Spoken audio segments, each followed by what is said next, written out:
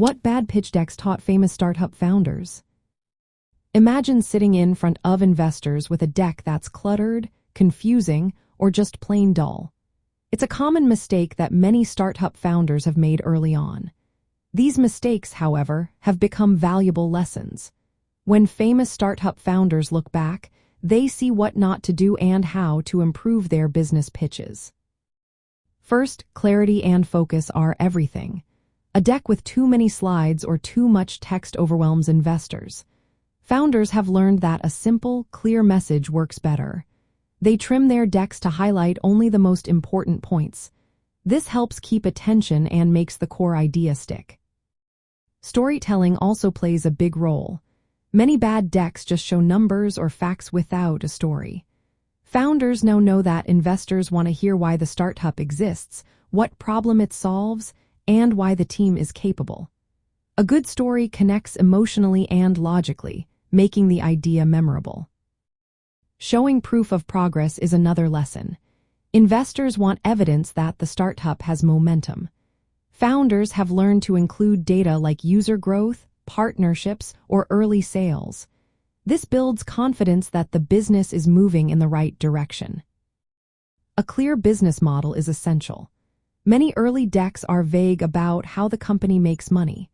Founders now understand that investors need a straightforward explanation of revenue streams and profit plans. Even if plans change later, having a solid initial model is important. Knowing exactly how much funding is needed and what it will achieve is also key. Founders have learned to specify the amount of money they want, the milestones they aim for, and the timeline. This shows investors that the startup has a plan and knows what it needs. Addressing competitors honestly is another lesson. Some founders ignore or downplay competition, which looks naive. Successful founders acknowledge the competition and explain what makes their startup different and better. Design and presentation matter too.